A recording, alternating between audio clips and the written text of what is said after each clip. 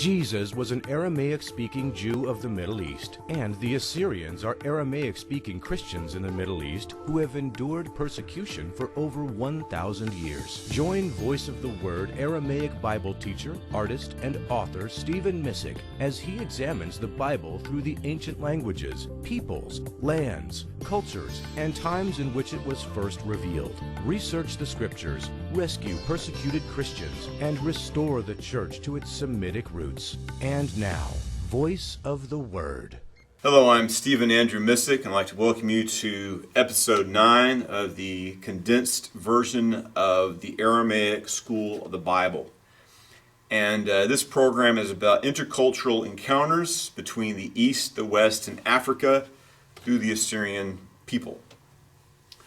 If we look at the Bible, there's the book of Revelations, chapter 7, verse 9, in which God shows John the Revelator a vision of the kingdom of God. This passage of Scripture reads, it says, "After this I looked, and there before me was a great multitude that no one could count, from every nation, tribe, people, and language, standing before the throne and before the Lamb. They were wearing white robes and were holding palm branches in their hands. And they cried out in a loud voice, 'Salvation belongs to our God, who sits on the throne, and to the Lamb.'" This verse comes after the description of the 144,000 of the 12 tribes of Israel who were chosen to be prophets in the last days. I think that one thing that's significant about Abraham is he's to be called the father of many, many nations. We see this in Galatians chapter 3. Paul talks about the significance of Abraham and circumcision, because Abraham was given these promises before he was circumcised.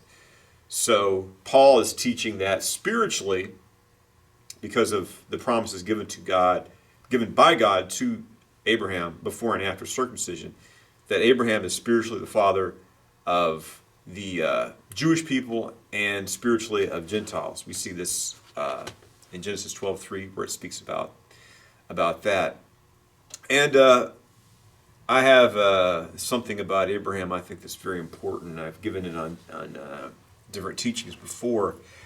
And we look at Abraham often as the father of the Jews and the Arabs. And a lot of times that's taken to mean the Jews and the Muslims. And that's the way the Muslims see it.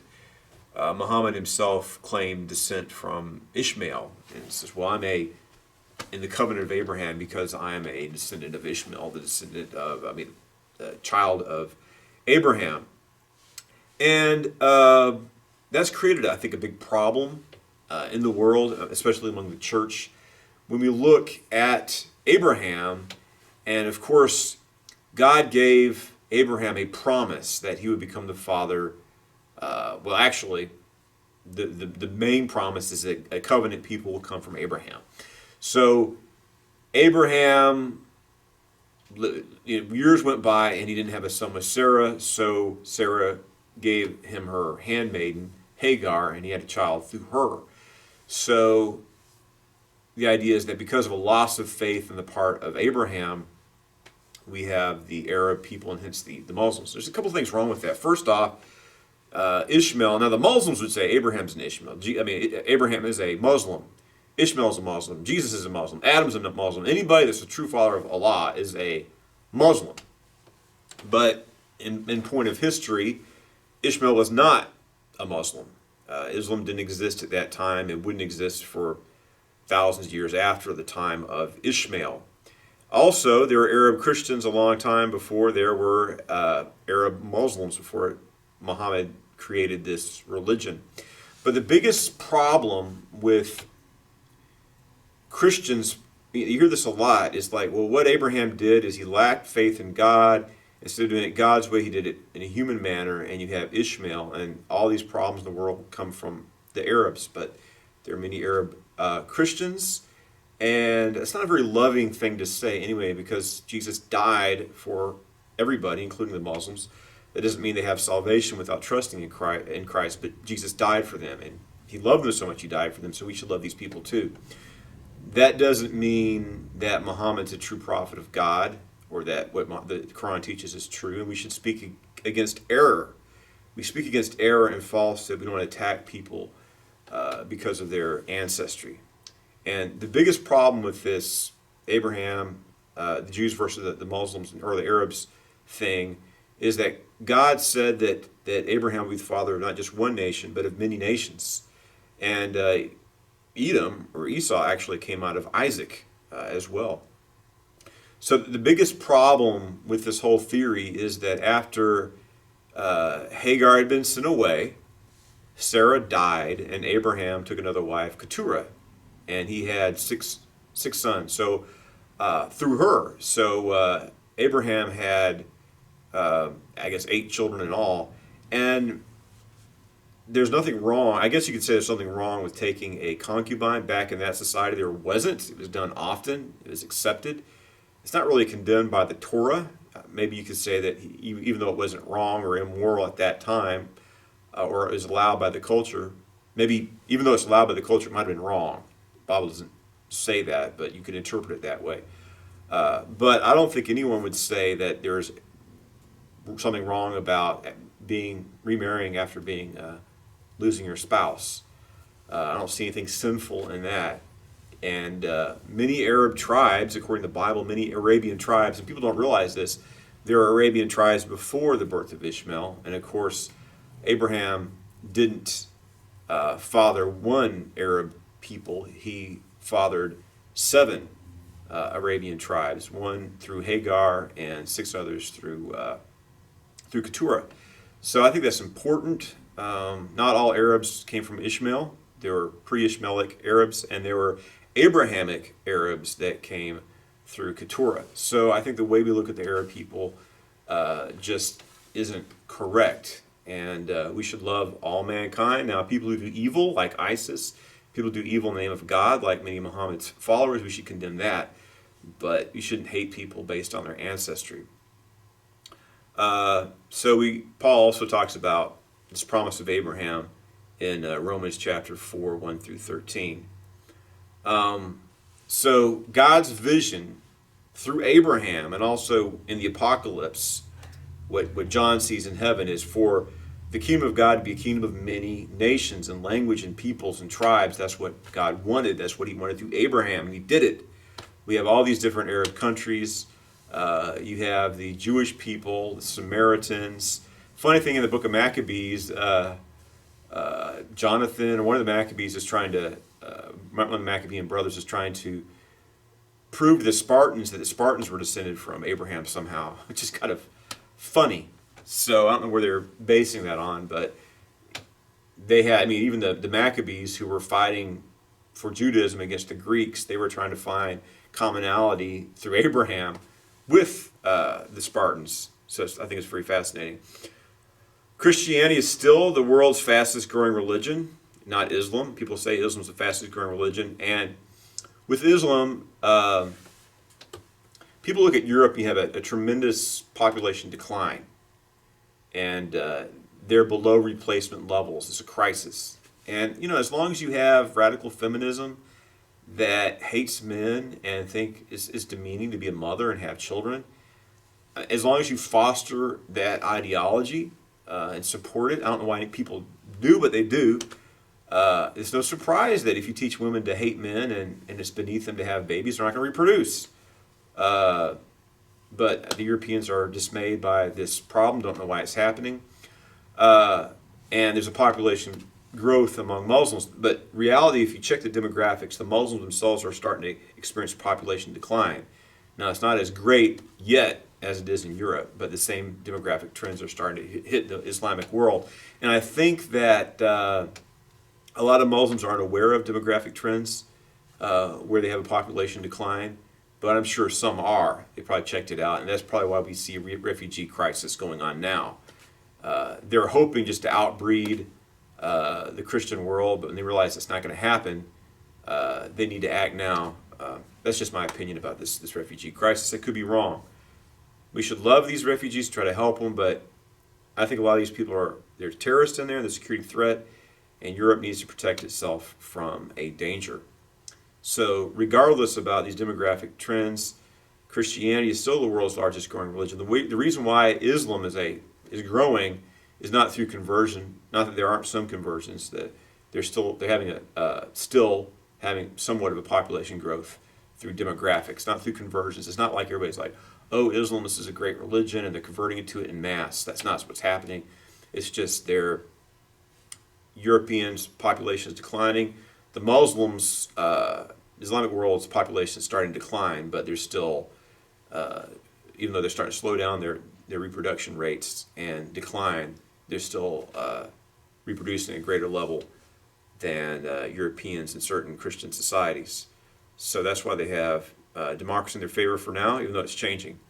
But in contrast, there's really like sub-Saharan Africa, China, you actually do have a lot of people who are converting to Christianity. Christianity is growing in what they call the global south. Africa is being won to the gospel. I remember I was in Uganda, and they still admired Muammar Gaddafi. And I don't like the way that the United States handled Libya, and it's very disturbing for me to see the pictures of Muammar Gaddafi being murdered. I don't know, maybe he needed to be executed, but if that's so, he should have been able to have the right to face trial. Every human being should have the right. I think that this is universally recognized in all cultures, that people should have the right to due process, and if they're going to be condemned, there should be a court proceedings. Even very barbaric tribes recognize that. So Hillary Clinton had Muammar Gaddafi taken out and brutally murdered. He's a villain, and he had a goal of trying to make Africa a Muslim continent. I was in Uganda. They saw this huge mosque that he built, and they had a restaurant. So instead of saying Colonel Sanders, they had Colonel Muammar Gaddafi stuff. You see his pictures all over the place. I found it kind of bizarre that this brutal dictator was seen as a celebrity over there. He actually visited Uganda a few times. But here you have Uganda, which is 11% Muslim, and you had this Islamic influence there, this big, gigantic mosque. But the fact of the matter is, Africa, at this point, sub-Saharan Africa has gone to Christ. It's been won to the gospel. At this point in history, it's not going to Islam. So this is an example of Christianity is the fastest growing religion, and it's fastest growing in what they call the global south. Also, China, the church is growing in China. I got some books, Jesus in Beijing, God is Red, and it's talking about Christianity growing in communist China. And something's kind of distressing to me is that you got the prosperity gospel. Some Chinese preachers are preaching the prosperity gospel. I got mixed feelings about that, because I think that in some ways the prosperity gospel is a bastardization of the gospel.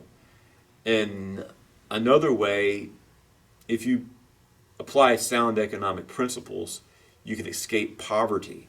And I'd like to see people able to better their lives and not live in such dire circumstances. So it seems like there's a way to teach economic principles without teaching a prosperity gospel. And the Bible is a guide for life. I'm sure there's a lot of good principles from the Bible to apply on with economics.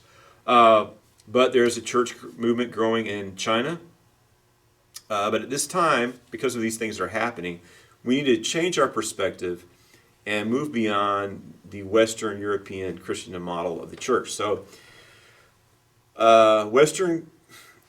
had, in a simplistic manner, you had two Christian powers, historic powers. You have the Christendom, Western European Church, and then you had the Eastern Roman Empire, and that's Byzantium.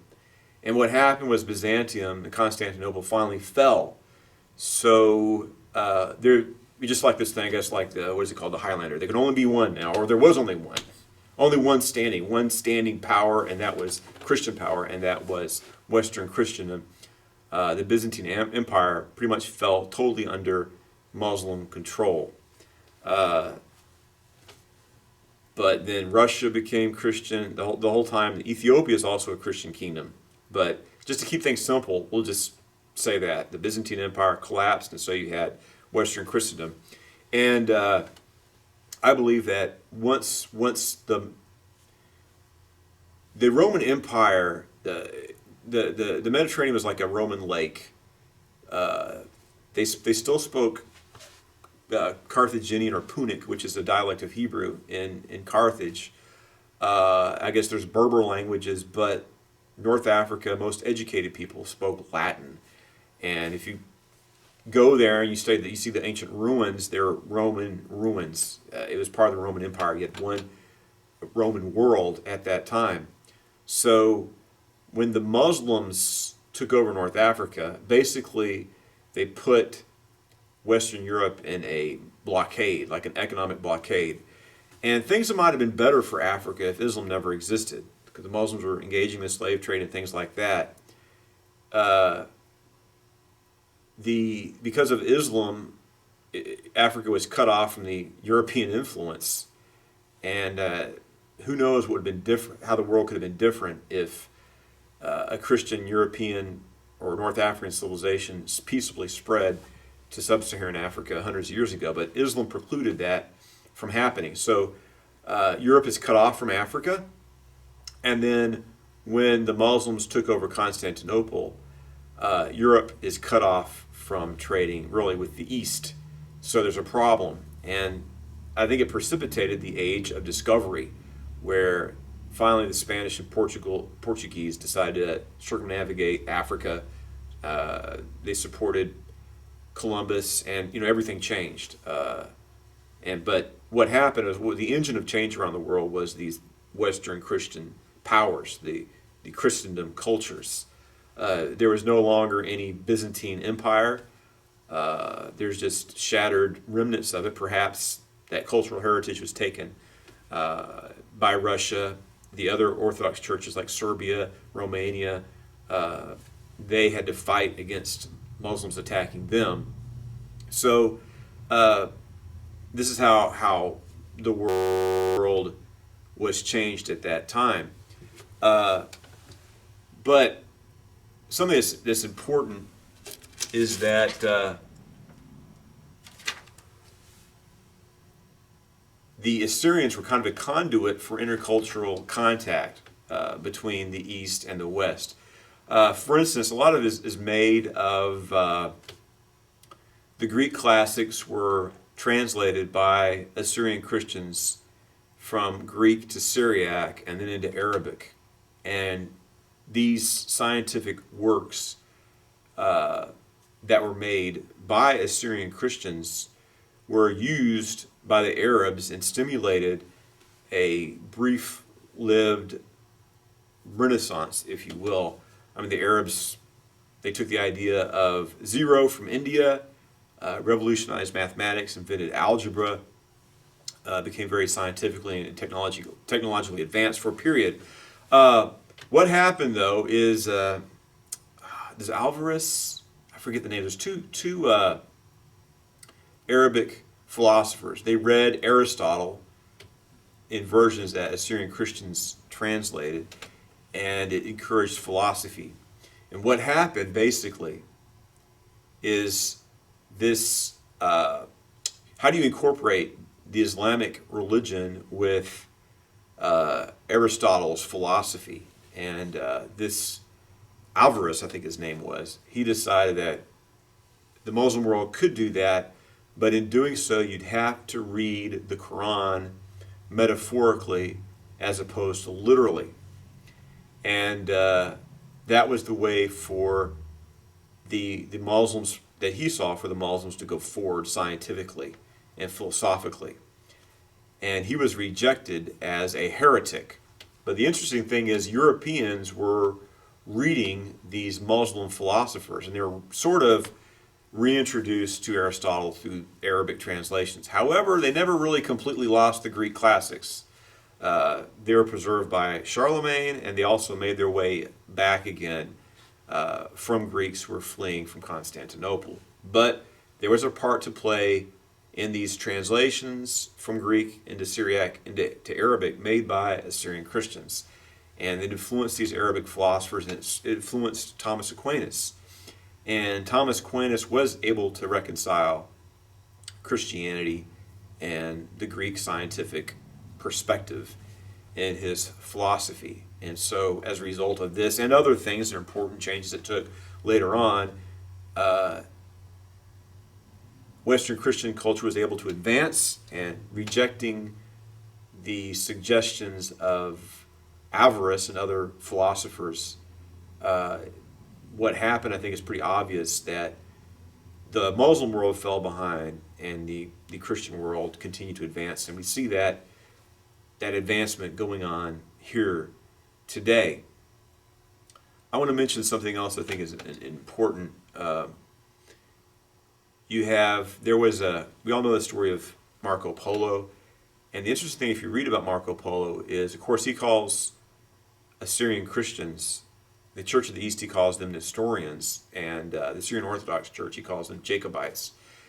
And if you read his books, he talks about Nestorian Christians a lot, because everywhere Marco Polo went, he's coming across Christians of the Assyrian Church of the East.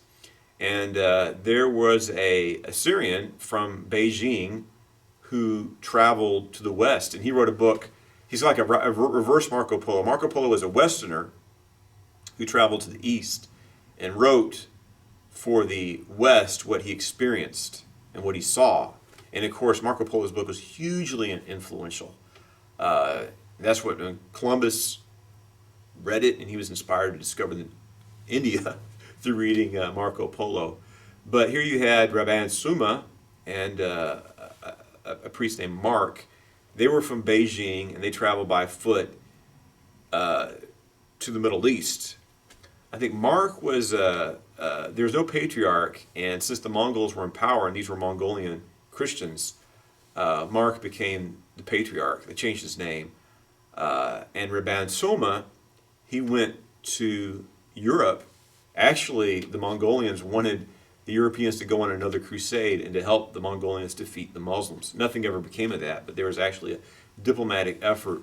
And the interesting thing is that Rabban Suma went before Christian leaders and said, look, our church was founded by St. Thomas and Thaddeus, and we're ancient Christians, and explained the Church of the East to them. So that's very, very fascinating. At this time, this is the heyday of the Assyrian Church of the East, where it was had churches in all across Asia and India and China and throughout Mongolia.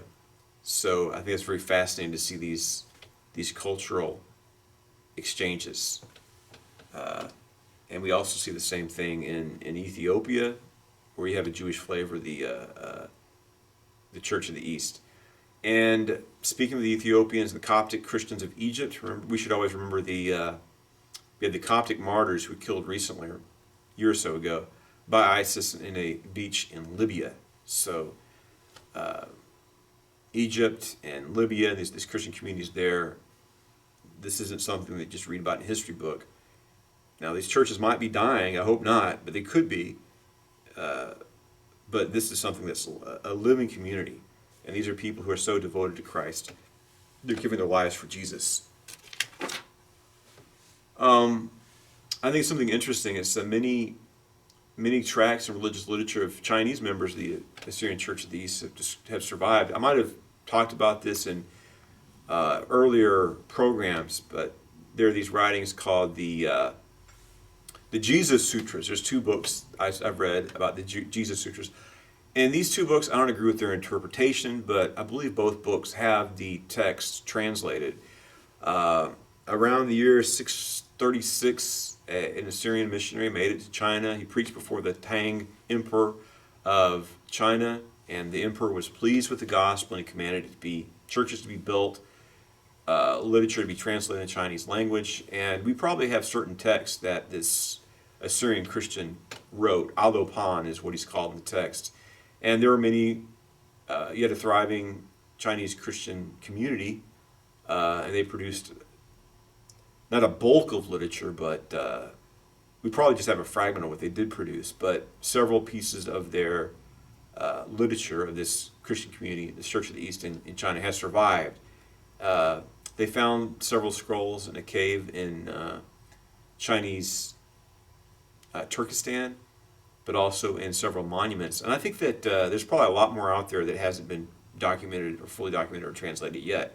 They've discovered the remains of a church. It's like a pagoda, but apparently it's a Christian church. I think that these writings, these documents, they're very interesting in understanding contextualization. It's funny that we think we have certain modern ideas, and you read somebody like Theodore Sapsustia, and he's thinking using modes of biblical interpretation that were recently developed in the West, and also with contextualization. How do you preach the gospel in a Chinese cultural context? And these people in the church, these were very advanced in their missiology techniques. I think one thing that's interesting is like reincarnation. Now, it's not something that Christianity teaches, reincarnation. Now, we do know that Jews at the time of Jesus believed in reincarnation because at Paneas, Jesus, or Caesarea Philippi, Jesus asked the disciples, "Who do men say that I am?" And one of the answers was they think you're Isaiah or Jeremiah or one of the other prophets. So those people are dead. I don't think they believe that Jesus crawled out of the grave, so therefore they must have believed that perhaps Jesus was Jeremiah or one of these other prophets reincarnated. And Plato is very clear that he believed in reincarnation. So in these Chinese Christian churches, what is Buddhism about? Buddhism is about escaping the cycle of reincarnation. And the funny thing is, instead of debating if reincarnation is true or false, how do you achieve nirvana? How do you escape the cycle of reincarnation? These Chinese Christians says, the way to escape the cycle of reincarnation is to believe in Jesus, and he will give you escape from the cycle of reincarnation. And it's like, well, I guess that settles it right there. I'm not saying reincarnation is true. I believe in reincarnation. I just think that was a interesting way. If we want to reach the world for Christ, perhaps we need to think about different ways of doing it. And that was, the Catholics had that problem in China. There's this Chinese Jesuit missionary, I think he was Jesuit. I'm forgetting his name. He's an Italian man. He wrote this book about the memory palace, but the question is how do you deal with Confucian practices? Do you tolerate or allow those? And some Chinese missionaries, Catholics, would say, well, Confucianism is not really, it's just ceremony. It doesn't mean anything to them. It's just part of their culture. And others would say, no, in Confucianism, they're worshiping the spirits of their ancestors. That's idolatry and sinful. So there's a debate how to engage with that issue. You can't condone worshiping of ancestors, but I guess that some of these Catholic missionaries were willing to make those appeasements. This is probably in the 1600s. It's a very fascinating subject. I need to brush up on it. And if you haven't learned about it before, you should check it out. Syriac Christians were also involved in the evangelization of Ethiopia. I think that in Ethiopia they call them the 9 Syrian saints who evangelized that country. One of them was Frumentius. Some of them have Greek names, but these people came from Syria and Lebanon and brought the gospel, or were active in evangelizing Ethiopia. Syriac Christians also brought the gospel to the island of Socotra, which is between Africa and Asia. It's a very, very fascinating island. I guess the Horn of Africa points to it, like Somalia and Djibouti point to this island, and also Yemen. Yemen controls the island, and it's just a fascinating place. It looks like something from a different planet. Very unique. They speak a Semitic language there, of course, called Socotri. And for a long time, Thomas Christians lived in Socotra. And certain Christian relics have been found there. Now they're all Wahhabist Muslims, according to my understanding. Syriac Christians have also been engaged in interfaith dialogue with Muslims. Also, I think that I want to mention St. John of Damascus. He was an Arab Christian, and he was one of the earliest Christian leaders to accurately describe Islam as we know it. And of course, he was condemning Muhammad as a false prophet. But he had close encounters with certain early Muslim leaders. The Assyrian Church of the East, you have the Patriarch Timothy the Great. He was able to, I guess he was forced to debate against Islam with the Caliph, and he was able to successfully defend the Christian faith before the Muslim Sultan. So, just kind of dangerous. If you insult the Prophet Muhammad, they'll kill you. But Timothy the Great, the patriarch of the Syrian Church of the East, was able to defend the Church of the East and the theology of Christianity successfully before the Muslim Caliph, and he wasn't executed. Other points of intercultural contact, I think is interesting. One of the Syriac church fathers is Bar Hebraeus. He's a Jewish Christian.